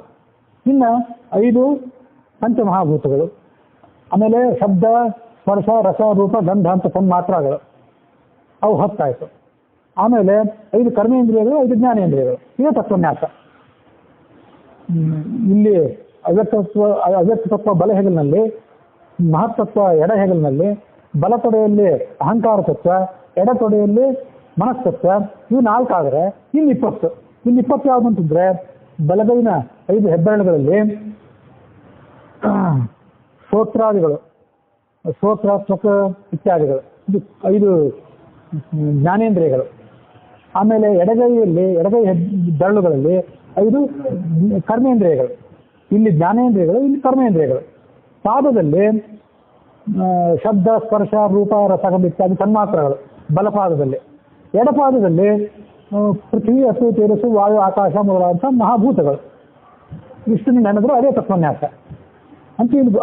ಆ ತತ್ವಗಳು ಪ್ರಾರಂಭ ಆಗೋದು ಅವ್ಯಕ್ತ ತತ್ವದಿಂದ ಆದ್ಮೇಲೆ, ಅವ್ಯಕ್ತ ತತ್ವಕ್ಕೆ ಲಕ್ಷ್ಮೀದೇವಿ ಅಭಿಮಾನಿ ದೇವತೆ ಅಂತ ಆದ್ಮೇಲೆ ಆ ಲಕ್ಷ್ಮೀದೇವಿಗೆ ಈತ ಗುರು ಹೇಗೆ? ಮತ್ತು ಈ ಕಡೆ ಅವ್ಯಕ್ತ ತತ್ವ ಮಹತ್ತತ್ವ ಒಂದು ಬ್ರಹ್ಮ ಬಂದ, ಆ ಬ್ರಹ್ಮನಿಗೆ ಈತ ಗುರು ಹೇಗೆ ಅಂತ ಒಂದು ಸಹಜವಾದ ಪ್ರಶ್ನೆ. ಅದಕ್ಕೆ ಅಲ್ಲಿ ಏನು ತಿಳ್ಕೊಳ್ಬೇಕು ಅಂತಂದ್ರೆ, ಅವ್ಯಕ್ತ ತತ್ವಕ್ಕೆ ಮುಖ್ಯಾಭಿಮಾನಿ ಲಕ್ಷ್ಮೀ ದೇವತೆ, ಅವಾಂತರ ಅಭಿಮಾನಿಗಳಿದ್ದಾರಲ್ಲ ಭಾರತೀಯ ಸರಸ್ವತಿಯರು, ಅವ್ರಿಗೆ ಗುರು. ಅದರಂತೆ ಮಹತ್ತತ್ವಕ್ಕೆ ಮುಖ್ಯಾಭಿಮಾನಿ ದೇವತೆಗಳು ಯಾರು? ಚತುರ್ಮುಖ ಮತ್ತು ವಾಯು. ಅವಾಂತರಾಭಿಮಾನಿಗಳು ಯಾರು? ಕೆಳಗಿನವರು, ಗರುಡಶೇಷ, ರುದ್ರಾದಿ ಇತ್ಯಾದಿಗಳು ಇದ್ದಾರಲ್ಲ ಅವರು ಅದಕ್ಕೆ ಅವಾಂತರಾಭಿಮಾನಿಗಳು ಅಂತ ಗೀತಾ ತಾತ್ಪರ್ಯ ಇತ್ಯಾದಿ ಕಡೆಗಳಲ್ಲಿ ಹಾಗೊಂದು ವಿಷಯ ವರ್ಣಿತಾಗಿದೆ. ಅದೇನೆಂದ್ರೆ, ತಂದೆ ಮಾಡಿಟ್ಟ ಆಸ್ತಿಗೆ ಯಾರು ಅಧಿಕಾರಿ, ಯಾರು ಭಾಗಿ? ಅವರೇ ಭಾಗಿ. ಹಾಗೆ ಮಹತ್ತತ್ವ ಯಾರ್ದು? ಮಹತ್ತತ್ವದ ಒಡೆತನ ಯಾರ್ದು? ಚತುರ್ಮುಖ ಮತ್ತು ವಾಯುವಿಂದು. ಆ ಚತುರ್ಮುಖ ಮತ್ತು ವಾಯುವಿನ ಪುತ್ರರು ಇದೇ ಗರುಡಶೇಷಾದಿಗಳು. ಹಾಗಾಗಿ ಅವ್ರ ನಂತರ ಬರುವಂಥ ಗರುಡಶೇಷಾದಿಗಳು ಏನಿದ್ದಾರೆ ಅವರು ಮಹತ್ತತ್ವಕ್ಕೆ ಅವಾಂತರಾಭಿಮಾನಿಗಳು. ಅಂತೂ ಗರುಡಶೇಷ ಈ ಚತುರ್ಮುಖ ಈ ಮುಖ್ಯ ಪ್ರಾಣ 24 ತತ್ವಗಳ ಅಭಿಮಾನಿ ದೇವತೆ ಅಂತಂದ್ರೆ 5 ಕರ್ಮೇಂದ್ರಿಯ, 5 ಜ್ಞಾನೇಂದ್ರಿಯ, ಪಂಚ ತನ್ಮಾತ್ರಗಳು, ಪಂಚಮಹಾಭೂತಗಳು, ಅಲ್ಲಿ 20 ಆಯಿತು. ಅದನ್ನು ಹೊರತುಪಡಿಸಿದ್ರೆ ಭಾರತೀಯ ಸರಸ್ವತಿಯರು ಮತ್ತು ಗರುಡಶೇಷಾದಿಗಳು, ಇವರಿಗೆ ಆತ ಒಡೆಯ, ಇವರಿಗೆ ಆತ ಹಿರಿಯ ಅಂತ ಈಗ ಅರ್ಥವನ್ನ ಅಲ್ಲಿ ಅನುಸಂಧಾನ ಮಾಡ್ಕೊಂಡ್ಬಿಟ್ರೆ ಆ ಶ್ಲೋಕಕ್ಕೆ ಯಾವುದೇ ವಿರೋಧ ಬರೋದಿಲ್ಲ. ಹೀಗೆ ಆ ಚತುರ್ವಿಂಶತಿ ತತ್ವಗಳು ಅಂತ ಶಬ್ದಕ್ಕೆ ಹೀಗೆ ಅರ್ಥ ಮಾಡಬೇಕು. ಗೋವಿಂದಾಚಾರ್ಯರು ಅಲ್ಲೊಂದು ಚತುರ್ವಿಂಶತಿ ತತ್ವಗಳು ಅಂದ್ರೆ ಯಾವುದು ಅದಕ್ಕೊಂದು ಸ್ವಲ್ಪ ಬೇರೆ ಅರ್ಥನೇ ಹೇಳ್ತಾರೆ. ಒಟ್ಟಾರೆ ಇರೋ ಪ್ರಶ್ನೆಯಲ್ಲಿ ಏನು, ಚತುರ್ವಿಂಶತಿ ತತ್ವಗಳು ಅಂದ್ರೆ ಯಾವುದು ಅಂತ ಪ್ರಶ್ನೆ. ನಾವು ಹೇಳಿದಂತೆ ಈಗ ಚತುರ್ವಿಂಶತಿ ತತ್ವ ಅಂತಂದ್ರೆ 5 ಕರ್ಮೇಂದ್ರಿಯ, 5 ಜ್ಞಾನೇಂದ್ರಿಯ, ಪಂಚತನ್ಮಾತ್ರಗಳು, ಪಂಚಮಹಾಭೂತಗಳು, ಇವಂತೂ 20. ಇದು ಎಲ್ಲ ಕಡೆ ಸಮಾನ. ಇನ್ನು 4 ಯಾವುದು? ಅವ್ಯಕ್ತ, ಮಹತ್ವ, ಅಹಂಕಾರ, ಮನಸ್ಸು, ಇಷ್ಟು ಬಂದಿತ್ತು. ಭಾಗವತದ 3ನೇ ಸ್ಕಂದದಲ್ಲಿ 7-8ನೇ ಅಧ್ಯಾಯಗಳು ಇತ್ಯಾದಿ ಕಡೆಗಳಲ್ಲಿ ಮತ್ತೊಂದು ವರ್ಣನೆ ಇದೆ. ಕಪಿಲ ರೂಪಿಯಾದಂಥ ಭಗವಂತ ದೇವಹೂತಿಗೆ ಜನಿಸಿದ್ನಲ್ಲ ಕರ್ದಮ ಪ್ರಜಾಪತಿಯಿಂದ, ಆತ ತನ್ನ ತಾಯಿಗೆ ಸಾಂಖ್ಯ ತತ್ವವನ್ನು ಉಪದೇಶ ಮಾಡಿದ. ಅಲ್ಲಿ ಉಪದೇಶ ಮಾಡುವಾಗ ಈ 20 ತತ್ವಗಳಲ್ಲದೆ ಇನ್ನು 4 ಆಗಿ ಅಹಂಕಾರ, ಬುದ್ಧಿ, ಚಿತ್ತ ಮತ್ತು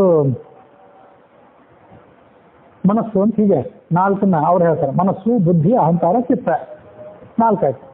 ಈ 4 ಅಧಿಕ 20, 24 ಆಗೋಯ್ತು. 20 ಅಂತೂ 2 ಕಡೆ ಸಮಾನ. ಮನಸ್ಸು, ಬುದ್ಧಿ, ಅಹಂಕಾರ, ಚಿತ್ತ. ಮನಸ್ಸು ಅಂತಂದ್ರೆ ಗರುಡಶೇಷಾದಿಗಳು, ಚಿತ್ತ ಅಂತಂದ್ರೆ ಸ್ವಯಂ ಮುಖ್ಯ ಪ್ರಾಣನಿಗೆ ಸಂಬಂಧಪಟ್ಟಂತ ತತ್ವ ಅದು. ಬುದ್ಧಿ ಅಂದ್ರೆ ಸರಸ್ವತಿ, ಅಹಂಕಾರ ಅಂತಂದ್ರೆ ಅದು ಕೂಡ ಗರುಡಶೇಷಾದಿಗಳು. ಹೀಗೆ ಗರುಡ, ಶೇಷ, ರುದ್ರ ಅವರಿಗೆ ಸಂಬಂಧಪಟ್ಟಂತ ಮನಸ್ಸು, ಬುದ್ಧಿ, ಅಹಂಕಾರ, ಚಿತ್ತ, ಈ 4 ಮತ್ತು 20. ಹೀಗೆ 24 ತತ್ವಗಳನ್ನು ಇಟ್ಕೊಳ್ಬೇಕು. ಆ ತತ್ವಗಳಿಗೆ ಅಭಿಮಾನಿ ದೇವತೆಯಾದಂತಹ ಮುಖ್ಯ ಪ್ರಾಣನ, ಆ ತತ್ವಾಭಿಮಾನಿ ದೇವತೆಗಳಿಗೆ ಹಿರಿಯನಾದಂತಹ ಮುಖ್ಯ ಪ್ರಾಣನ ಪತ್ನಿ ಭಾರತೀಯ ಸಂಬಂಧಪಟ್ಟದ್ದು. ಹೀಗೆ ಅವರೊಂದು ವ್ಯಾಖ್ಯಾನ ಮಾಡ್ತಾರೆ. ಎರಡು ಯೋಗ್ಯವಾದದ್ದೇ. ಯಾಕಂತಂದ್ರೆ 24 ತತ್ವಗಳು ಏನು ಪ್ರಶ್ನೆ ಬಂದಾಗ ಭಾಗವತದ 3ನೇ ಸ್ಕಂದದಲ್ಲಿ 11ನೇ ಸ್ಕಂದದಲ್ಲಿ ಇತ್ಯಾದಿ ಕಡೆಗಳಲ್ಲಿ ಬೇರೆ ಬೇರೆ ತರ ಹೇಳ್ತಾರೆ. ಒಂದ್ ಕಡೆ 24 ಅಂತಾರೆ, ಒಂದ್ ಕಡೆ 25 ಅಂತಾರೆ, ಒಂದ್ ಕಡೆ 27, 28 ಅಂತಾರೆ. 24 ಅಂತ ಹೇಳಿದ್ಮೇಲೆ ಕೂಡ ಜೀವ ಪರಮಾತ್ಮ ಇಬ್ರು ಬರ್ಲಿಲ್ಲಲ್ಲ. 24, 27 ಅಂತ ಯಾಕೆ ಹೇಳ್ತಾರಂದ್ರೆ ಈಗ ಇದಂತೂ ಗೊತ್ತಾಯ್ತು, ಈ 20 ಗೊತ್ತಾಯ್ತು. ಶನೈಶ್ವರ ಇದ್ರೊಳಗೆ ಬಂತ ಪೃಥ್ವಿಗೆ ಬರ್ತಾನೆ. ಶನೈಶ್ವರನನ್ನ ಹಿಡಿದು 24 ಹೆಚ್ಚಾಗೋದಿಲ್ಲ. ಶನೈಶ್ವರ ಮತ್ತು ಪೃಥ್ವಿ ಇಬ್ರು ಏನಿದ್ದಾರಲ್ಲ ಅವರಿಬ್ರು ಪೃಥ್ವಿಗೆ ಅಭಿಮಾನಿ ದೇವತೆ. ಅದರಲ್ಲಿ ಪಂಚಮಹಾಭೂತಗಳಿಗೆ ಪಂಚಮಹಾಭೂತಗಳಲ್ಲಿ ಸೇರಿದ ಪೃಥ್ವಿ ಇದೆಯಲ್ಲ ಅದಕ್ಕೆ ಧರಣಿ ದೇವಿ ಅಭಿಮಾನಿ ದೇವತೆ. ಮತ್ತು ನಮ್ಮ ಶರೀರದೊಳಗೆ ಪಾರ್ಥಿವ ಭಾಗ ಅಂತ ಏನಿದೆಯಲ್ಲ 16 ಕಲಾಗಳಿಂದ ಇದು ನಿರ್ಮಿತ ಆಗಿರುತ್ತೆ. ಇದೆಲ್ಲ ಮುಂದೆ ಹರಿಕಥಾಮೃತ ಸಾರದಲ್ಲಿ ವಿಸ್ತಾರವಾಗಿ ಬರ್ತದೆ. ಆ ಶರೀರದಲ್ಲಿರುವಂತಹ ಒಂದು ಪೃಥ್ವಿ ಕಲಾ ಇದೆಯಲ್ಲ ಅದಕ್ಕೆ ಅಭಿಮಾನಿ ದೇವತೆ ಈ ಶನಿ. ಅವನ್ನ ಇಳಿಗ ಅಂತ ತತ್ವ ಒಂದ್ ಕಡೆ ಮುಂದೆ ಈ ಇದೇ ಜಗನ್ನಾಥದಾಸರ ಒಂದು ವರ್ಣನೆ ಮಾಡ್ತಾರೆ. ಹೀಗೆ ಆ ಶನೈಶ್ವರ ಧರಾಧ್ಯಾಮ್ ಪರಾಯ ಪೃಥ್ವಿಯಾತ್ಮನೆ ಶನೈಶ್ವರ ಧರಾಧ್ಯಾಮ್ ನಮಃ ಅಂತಾರೆ. ಶನೈಶ್ವರನನ್ನು ಹೇಳ್ತಾರೆ, ಪೃಥ್ವಿಯನ್ನು ಹೇಳ್ತಾರೆ ಕೆಲವರು. ಇಲ್ಲಂತೂ ಹಾಗೂ ಒಂದು ಹೇಳೋ ಪದ್ಧತಿ ಇದೆ. ಅದೇನು ಸೇರಿಸಿದ್ರು ಅದು 24. ಹಾಗಾದ್ರೆ 25, 26, 27 ಇದೆಲ್ಲ ಹೇಗೆ ಅಂತಂದ್ರೆ 24 ಆದ್ಮೇಲೆ 25ನೇದಾಗಿ ಚೇತನ ಪ್ರಕೃತಿಯನ್ನು ಹೇಳ್ತಾರೆ. ಇದೇನು ಅವ್ಯಕ್ತ ಅಂತ ಹೇಳಿದ್ರಲ್ಲ ಇದು ಜಡ ಪ್ರಕೃತಿ ಅಂತ. 25ನೇದಾಗಿ ಚೇತನ ಪ್ರಕೃತಿ, ಮತ್ತೆ 26ನೇದಾಗಿ ಜೀವ, ಈ ಪರಮಾತ್ಮ ಜೀವನ ಅಂತ ಈ ಜೀವ. ಎಲ್ಲಾ ಜೀವರನ್ನು ಒಂದಾಗಿ ಹೇಳೋದು ಪದ್ಧತಿ, ಒಂದು ಗುಂಪು ಅಂತ. ಮತ್ತೆ 27ನೇದಾಗಿ ಸ್ವಯಂ ಭಗವಂತ. ಹೀಗೆ 27 ಅಂತ ಕೂಡ ಹೇಳೋದು ಪದ್ಧತಿ ಇದೆ. ಹೀಗೆ 24, 26, 27 ಅಂತ ಹೀಗೆಲ್ಲ ಬೇರೆ ಬೇರೆ ಗಣನ ಹೇಳ್ತಾರೆ. ಅಂತೂ ಯಾವ್ಯಾವ ಗಣನವನ್ನಲ್ಲಿ ಹೊಂದಿಸ್ಕೊಳ್ಳಿಕ್ಕೆ ಸಾಧ್ಯವೋ ಅದನ್ನು ಹೊಂದಿಸ್ಕೊಳ್ಬಹುದು, ಯಾವುದು ತಪ್ಪಲ್ಲ ಅಂತ ನಾವು ಅದನ್ನ ಅರ್ಥವನ್ನು ಗಮನಿಸಬೇಕು. ಹೀಗೆ ಮಾರುತನ ನಿಜ ಪತ್ನಿ ಅಂತ ಹೇಳಿಬಿಟ್ರು. ಯಾಕೆ ನಿಜ ಪತ್ನಿ ಅಂತ ಹೇಳಿದ್ರು ಅಂತಂದ್ರೆ ಭಾರತೀ ದೇವಿ ಮಾರುತನನ್ನು ಎಂದೂ ಆಕೆ ಅಗಲೋದಿಲ್ಲ. ಒಮ್ಮೊಮ್ಮೆ ಈ ಇಂದ್ರನ ಪತ್ನಿ ಆದಂತಹ ತಾರ, ಬೃಹಸ್ಪತಿ ಪತ್ನಿ ಆದಂತಹ ಇಂದ್ರನ ಪತ್ನಿ ಆದಂತಹ ಶಚಿ, ಬೃಹಸ್ಪತಿಯ ಪತ್ನಿ ಆದಂತಹ ತಾರ ಗಂಡನನ್ನು ಅಗಲಿ ಬೇರೆಯವರ ಸಂಪರ್ಕವನ್ನು ಕೂಡ ಮಾಡ್ತಾರೆ. ಇಂದ್ರನ ಪತ್ನಿ ಆದಂತಹ ಶಚಿ ಅವತಾರದಲ್ಲಿ ಸೂರ್ಯನ ಸಂಪರ್ಕ ಮಾಡಿದ್ಲು, ಸೂರ್ಯ ಅವತಾರಿಯಾದಂತಹ ಸುಗ್ರೀವನ ಸಂಪರ್ಕ ಮಾಡಿದ್ಲು. ಅದರಂತೆ ಬೃಹಸ್ಪತಿಯ ಪತ್ನಿಯಾದಂತಹ ತಾರ ಚಂದ್ರನ ಸಂಪರ್ಕ ಮಾಡಿದ್ಲು. ಈ ಕೆಲವು ಸರಿ ಮಾಡ್ತಾರೆ ಅವರು. ಆದರೆ ಈ ಭಾರತೀಯ ಸರಸ್ವತಿ ಇವರೆಲ್ಲ ಏನಿದ್ದಾರಲ್ಲ ಅಂತ ಯಾವುದೇ ದೋಷವನ್ನು ಅವ್ರು ಮಾಡೋದಿಲ್ಲ. ಮಾರುತನ ನಿಜ ಪತ್ನಿ ಅವಳು. ಆ ನಿಜ ಪತ್ನಿ ಅಂತ ಅನ್ನೋದಕ್ಕೆ ಬಹಳ ವ್ಯಾಪಕವಾದ ಅರ್ಥ ಇದೆ. ಅದು ಮುಂದೆ ಶಾಸ್ತ್ರೀಯ ನಿರ್ಣಯದಲ್ಲಿ, ಮಹಾಭಾರತದಲ್ಲಿ, ಹರಿಕಥಾಮೃತ ಸಾಗರದಲ್ಲಿ ಸರ್ಕೋತದೆ. ಸೂಕ್ಷ್ಮವಾಗಿ ಈಗ ಅವಗಾಹನೆ ಮಾಡಿದ್ರೆ ಸಾಕು. ಅದು ನಿಮ್ಗೆ ಗೊತ್ತಿದ್ದೆ. ಭಾರತಿ ದ್ರೌಪದಿಯಾಗಿ ಹುಟ್ಟಿದ್ರು ಕೂಡ ದ್ರೌಪದಿಯಾಗಿ ಆಕೆ ದ್ರೌಪದಿ ಶರೀರದಲ್ಲಿ 4-5 ರೂಪಗಳಿಂದ ಇದ್ಲಾದ್ರಿಂದ ಅಲ್ಲಿ ಆಕೆ ಭೀಮನ ಸೇವೆ ಮಾಡಿದ್ದು ಆ ಭಾರತೀಯ ರೂಪದಿಂದ ಮಾತ್ರ. ಭಾರತಿ ಭೀಮನ ಸೇವೆ ಮಾತ್ರ ಮಾಡಿದ್ಲು. ಆ ಯುಧಿಷ್ಠಿರನ ಸೇವೆಯನ್ನಾಗಲಿ, ಅರ್ಜುನನ ಸೇವೆಯನ್ನಾಗಲಿ, ನಕುಲ ಸಹದೇವರ ಸೇವೆಯನ್ನಾಗಲಿ ಆಕೆ ಮಾಡಲಿಲ್ಲ.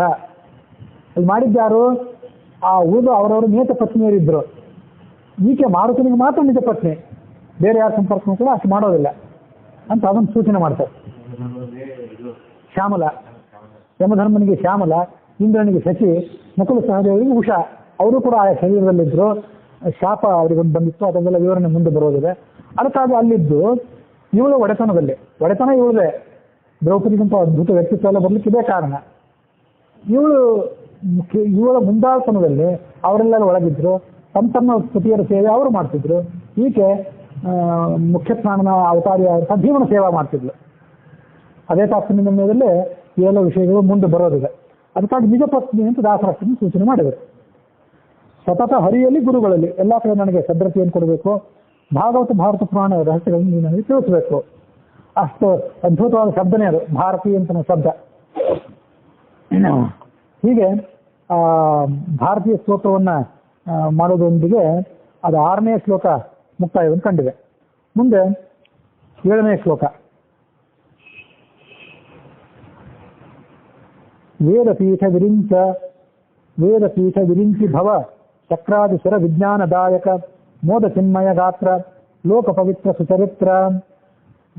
ಛೇದ ಭೇದ ವಿಷಾದ ಕುಟಿಲಾಂತಾದಿ ಮಧ್ಯ ವಿದೂರ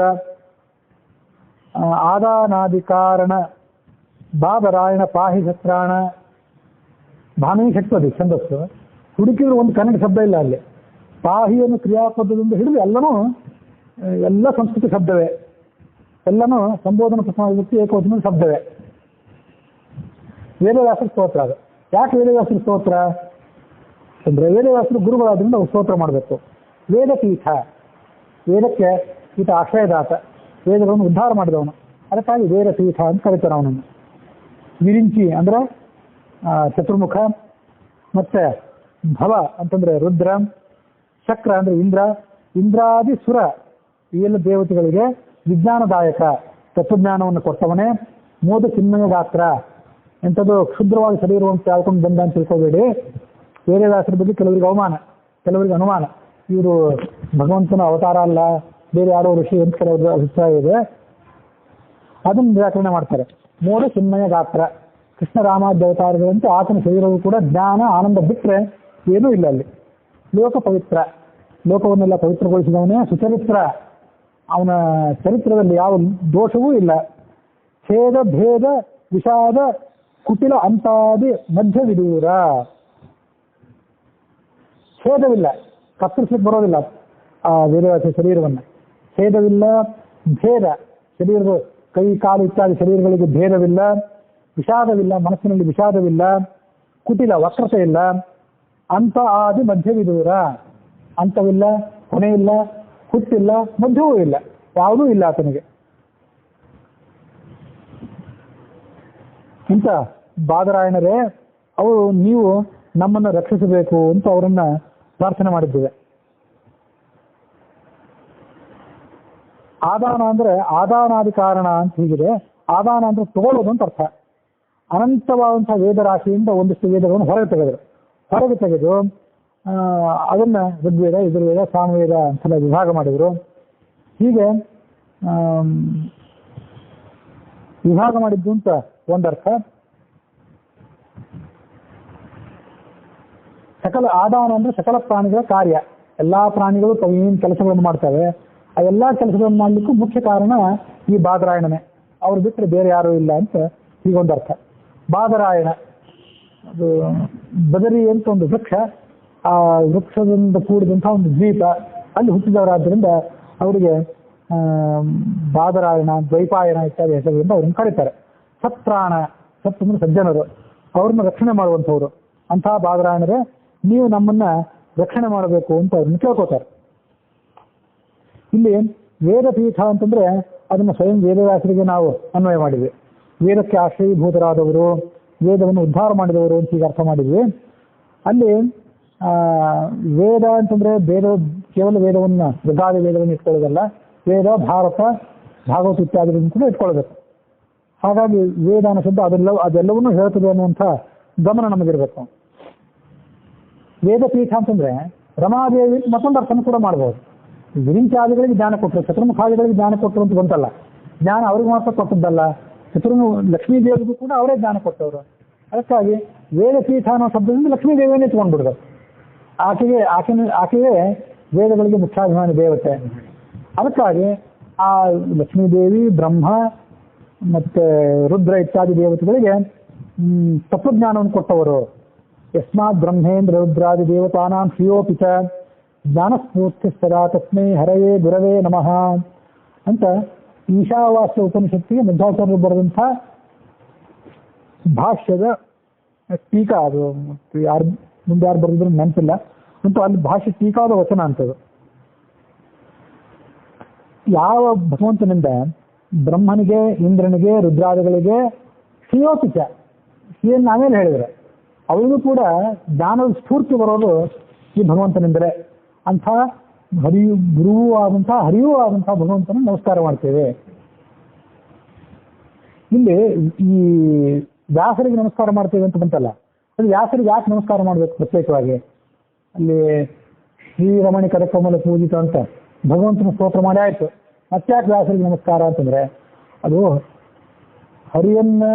ಹರಿ ಅನ್ನೋ ಕಾರಣದಿಂದಾಗಿ, ಭಗವಂತ ಅನ್ನೋ ಕಾರಣದಿಂದಾಗಿ ನಮಸ್ಕಾರ ಮಾಡಿದ್ದು ಅದೊಂದು. ವ್ಯಾಸರನ್ನ ಗುರು ಅನ್ನೋ ಕಾರಣದಿಂದ ನಮಸ್ಕಾರ ಮಾಡಬೇಕು. ಈ ಜ್ಞಾನದ ಪರಂಪರಾ ಏನಿದೆ, ಜ್ಞಾನವನ್ನು ಕೊಟ್ಟಂತಹ ಗುರುಗಳ ಪರಂಪರ, ಈ ಪರಂಪರಾಕ್ಕೆ ಮೂಲ ಕಾರಣಭೂತರಾದವರು ಅವರು. ವ್ಯಾಸೇನ ದುಕ್ತ ಬೀಜ, ವೇದ ಅನ್ನುವಂಥ ಈ ಭೂಮಿಯಲ್ಲಿ ವೇದವ್ಯಾಸರು ಸಿದ್ಧಾಂತದ ಬೀಜವನ್ನು ಬಿತ್ತಿದ್ದಾರೆ. ಅದಕ್ಕಾಗಿ ಅವ್ರನ್ನ ಗುರು ಅಂತ ಕರೀತಾರೆ. ಅದಕ್ಕಾಗಿ ಅವ್ರಿಗೊಂದು ಪ್ರತ್ಯೇಕವಾದಂಥ ನಮಸ್ಕಾರ ಇರಬೇಕು. ಅದನ್ನು ಎಲ್ಲೆಲ್ಲಿ ಮಾಡಿದ್ದಾರೆ, ಹಾಗೆ ಮಾಡಿದ್ದು ಮಹಾಭಾರತದಲ್ಲೇ ಇದೆ. ನಾರಾಯಣಂ ನಮಸ್ಕೃತ್ಯ ನರಂ ಚೈವ ನರೋತ್ತಮಂ ದೇವೀಂ ಸರಸ್ವತೀಂ ವ್ಯಾಸಂ. ವ್ಯಾಸನಿಗೊಂದು ಪ್ರತ್ಯೇಕ ನಮಸ್ಕಾರ, ನಾರಾಯಣನಿಗೊಂದು ಪ್ರತ್ಯೇಕ ನಮಸ್ಕಾರ ಅಲ್ಲದೆ ಕೆಲವರಿಗೆ ಆ ಶ್ಲೋಕದ ಮೇಲೆ ಕಣ್ಣು, ಅಲ್ಲಿ ವ್ಯಾಸನಿಗೆ ಪ್ರತ್ಯೇಕ ನಮಸ್ಕಾರ ಯಾಕೆ ಅಂತ ತಿಳ್ಕೊಂಡು ಆ ವ್ಯಾಸನ ಪದ ಕಿತ್ತಾಕಿ ಚೈವ ಅಂತ ಹೇಳ್ತಿಬಿಟ್ಟಿದ್ದಾರೆ. ನಾರಾಯಣಂ ನಮಸ್ಕೃತ್ಯ ನರಂ ಚೈವ ನರೋತ್ತಮಂ ದೇವೀಂ ಸರಸ್ವತೀಂ ಚೈವ. ಯಾಕೆ ಇದ್ದಿದ್ದು ನಮಸ್ಕಾರ ಯಾಕೆ ಮಾಡಬೇಕು? ಅದು ಇರ್ಲಿಕ್ಕಿಲ್ಲ, ಹಾಗೆ ಇಲ್ಲಿ ಚೈವ ಅಂತ ಇದ್ದಿರಬೇಕು ಅಂತ ಒಂದು ಅಭಿಪ್ರಾಯ. ವ್ಯಾಸನಿಗೆ ನಮಸ್ಕಾರ ಮಾಡಿದರೆ ತಪ್ಪಲ್ಲ, ಮಾಡಬೇಕಾದ್ದು ಕಡ್ಡಾಯ.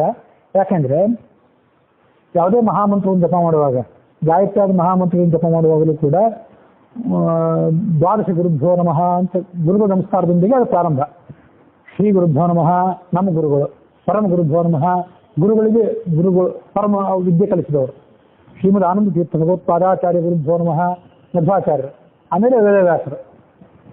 ಈ ನಾಲ್ಕಾದ್ಮೇಲೆ ಭಾರತೇ ನಮಃ, ಶ್ರೀ ಗುರುಭ್ಯೋ ನಮಃ, ಶ್ರೀ ಪರಮ ಗುರುಭ್ಯೋ ನಮಃ, ಆನಂದ ತೀರ್ಥ ಭಗವತ್ಪಾದಾಚಾರ್ಯ ಗುರುಭ್ಯೋ ನಮಃ, ವೇದವ್ಯಾಸಾಯ ನಮಃ, ಭಾರತೇ ನಮಃ ಐದನೇದ್ದು, ಸರಸ್ವತೇ ನಮಃ ಆರನೇದ್ದು, ವಾಯವೇ ನಮಃ, ಬ್ರಹ್ಮಣೇ ನಮಃ ಎಂಟನೇದ್ದು, ಲಕ್ಷ್ಮೀ ನಮಃ,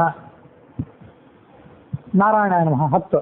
ಇದಾದ್ಮೇಲೆ ಆ ಮಂತ್ರದಿಂದ ಪ್ರತಿಪಾದ್ಯನಾದಂಥ ಭಗವಂತ ಏನಿರ್ತಾನೆ ಅವನಿಗೊಂದು ನಮಸ್ಕಾರ. ಗಾಯತ್ರಿ ಜಪ ಮಾಡೋದಾಗಿದ್ರೆ ಪವಿತ್ರೇ ನಮಃ ಅನ್ಬೇಕು.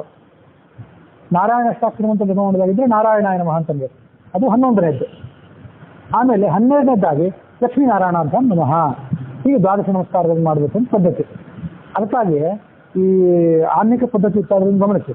ಅಲ್ಲಿ ಗುರು ನಮಸ್ಕಾರ ಏಕಾದಶ ಸ್ಥಾನೇ ಅಂತೂ ಪ್ರತ್ಯೇಕ ಕೊಟ್ಟಿರ್ತಾರೆ. ಯಾಕಂದ್ರೆ ಉಳಿದು 11 ಹೇಗೆ ನಮಸ್ಕಾರ ಮಾಡಬೇಕು ನಿಮ್ಗೆ ಗೊತ್ತು. 11ನೇ ನಮಸ್ಕಾರ ಯಾವ ಹೆಸರಿನಿಂದ ಮಾಡಬೇಕು ಅಂತ ನಮಗೆ ಆ ಮಂತ್ರಕ್ಕೆ ಸಂಬಂಧಪಟ್ಟಂತೆ ಗೊತ್ತಿರೋದಿಲ್ಲ. ಅದಕ್ಕೆ ಏಕಾದಶ ಸ್ಥಾನೇ ಶಕ್ತ್ಯಾದಿ ತತ್ವರೂಪಿ ತತ್ವನ್ಯಾಸ ಮಾಡೋದಾಗಿದ್ರೆ ಶಕ್ತ್ಯಾದಿ ತತ್ವರೂಪಿಣೇ ನಮಃ. ಆಮೇಲೆ ಮಾತೃಕಾನಾಶ ಮಾಡೋದಾಗಿದ್ರೆ ಮಾತೃಕಾ ಅಜಾದಿ ಅಕಾರಾದಿ ಮಾತೃಕಾರೂಪಿಣೇ ನಮಃ. ಹೀಗೆ ಏಕಾದಶ ಸ್ಥಾನಕ್ಕೆ ಸಂಬಂಧಪಟ್ಟಂತೆ 11ನೇ ಸ್ಥಾನಕ್ಕೆ ಸಂಬಂಧಪಟ್ಟಂತೆ ಹೇಗೆ ಪ್ರತ್ಯೇಕ ನಮಸ್ಕಾರ ಮಾಡಬೇಕು ಅನ್ನೋದನ್ನ ಆನ್ನಿಕ ಮಂದಿರಲ್ಲಿ ಪ್ರತ್ಯೇಕವಾಗಿ ಕೊಟ್ಟಿರ್ತಾರೆ. ಹಾಗೆ ಕೊಡೋದು ಅದರದ್ದೇ ಉದ್ದೇಶ. ಹೀಗೆ ಒಮ್ಮೆ ಮಧ್ವಾಚಾರ್ಯರಿಗೂ ಅಷ್ಟೇ, ಒಮ್ಮೆ ಮಧ್ವಾಚಾರ್ಯರಿಗೆ ನಮಸ್ಕಾರ, ಮುಂದೆ ವೇದವ್ಯಾಸರಿಗೆ ನಮಸ್ಕಾರ, ಮತ್ತೊಮ್ಮೆ ವಾಯುವಿಗೆ ನಮಸ್ಕಾರ, ಬ್ರಹ್ಮನಿಗೆ ನಮಸ್ಕಾರ, ಲಕ್ಷ್ಮಿಗೆ ನಮಸ್ಕಾರ, ಪರಮಾತ್ಮನಿಗೆ ನಮಸ್ಕಾರ. ಹೀಗೆ ಗುರುವಾಗಿಯೂ ನಮಸ್ಕಾರ ಮಾಡಬೇಕು ಮತ್ತು ಹರಿಯಾಗಿಯೂ ನಮಸ್ಕಾರ ಮಾಡಬೇಕು. ಅದಕ್ಕಾಗಿ ಅಂಥದೊಂದು ಮೇಲ್ಪಂಕ್ತಿಯನ್ನು ದಾಸರು ಇಲ್ಲಿ ಕೂಡ ಅನುಸರಣೆ ಮಾಡಿದ್ದಾರೆ ಅಂತ ತಿಳ್ಕೊಳ್ಬೇಕು. ಹೀಗೆ ವೇದಪೀಠ, ಲಕ್ಷ್ಮೀದೇವಿ ವಿರಿಂಚಾದಿಗಳಿಗೆ ಜ್ಞಾನ ಕೊಟ್ಟವನು ಮತ್ತು ಮೋದ ಚಿನ್ಮಯ ಗಾತ್ರ ಜ್ಞಾನಾನಂದಮಯವಾದಂಥ ಶರೀರ ಇದ್ದವನು, ಲೋಕ ಪವಿತ್ರ, ಆತ ಜಗತ್ತನ್ನ ಪಾವನಗೊಳಿಸಿದವನು. ತಾನು ತನ್ನ ಕೃತ್ಯಗಳ ಮೂಲಕ ತನ್ನ ಮಹಾಭಾರತ ಅನ್ನುವಂಥ ಅದ್ಭುತ ಗ್ರಂಥವನ್ನ ರಚನೆ ಮಾಡುವುದರ ಮೂಲಕ ಆತ ಪವಿತ್ರನಾದವನು ಅಂತ ಹೀಗೆ ಅದನ್ನ ಅರ್ಥ ಮಾಡ್ಕೊಳ್ಬೇಕು. ಲೋಕ ಪವಿತ್ರ ಮತ್ತೊಂದು ಅರ್ಥವಾದಕ್ಕೆ ಜಗತ್ತನ್ನೆಲ್ಲ ಪಾವನಗೊಳಿಸಿದವನು. ಆ ಜಗತ್ತು ಕೆಟ್ಟ ಪರಿಸ್ಥಿತಿಯಲ್ಲಿ ಏನು ತೊಳಲಾಡ್ತಿರ್ತದಲ್ಲ, ಅಲ್ಲಿಂದ ಅದನ್ನ ಮೇಲೆತ್ತವನು. ಈ ಕ್ರಿಮಿಯಿಂದ ರಾಜ್ಯವಾಳಿಸಿದವನೇ ಅಂತ ಬರ್ತದಲ್ಲ ಮಧ್ವಾಂತರ್ಗತ ವೇದವ್ಯಾಸ ಅಂತ. ಆ ಕ್ರಿಮಿಯಲ್ಲಿ ಯಾವುದೋ ದುಸ್ಥಿತಿಯಲ್ಲಿದ್ದಾಗ ಅದನ್ನು ಮೇಲೆತ್ತು ಉದ್ಧಾರ ಮಾಡಿದವನು. ಅದು ಮುಂದೊಂದು ಬಾರಿ ಶಾಸ್ತ್ರದ ಮೇಲೆ ಬರೋದಿದೆ. ಅದಕ್ಕಾಗಿ ಆತ ಲೋಕ ಪವಿತ್ರ. ಮುಂದೆ ಸುಚರಿತ್ರ. ವ್ಯಾಸ ಘೃತಾಚಿ ಎನ್ನುವಂಥ ಅಪ್ಸರೆಯನ್ನು ಕಾಣಿಸಿ ಶುಕದೇವನನ್ನು ಹುಟ್ಟಿಸಿದ ಅಂತ ತಿಳ್ಕೋಬೇಡಿ. ಆ ಘೃತಾಚಿಯೇ ವ್ಯಾಸರನ್ನು ಕಾಣಿಸಿದ್ಲು. ವ್ಯಾಸ ಭಗವಂತ ಆದ್ದರಿಂದ ಯಾರನ್ನು ಕಾಣಿಸುವಂತ ಒಂದು ಅವಕಾಶ ಅಂತ ಒಂದು ಅನಿವಾರ್ಯ ಸ್ಥಿತಿ ಆತನಿಗಿಲ್ಲ. ಆಕೆ ಕಾಣಿಸಿದ್ಲು, ಇವರು ಆಕೆಗೆ ಅನುಗ್ರಹಿಸಿ ಶುಕರನ್ನು ಹುಟ್ಟಿಸಿದರು. ಅದಕ್ಕಾಗಿ ಸುಚರಿತ್ರ, ಯಾವುದೇ ದೋಷ ಇಲ್ಲ ಆತನ ದಿವ್ಯವಾದ ಚರಿತ್ರದಲ್ಲಿ.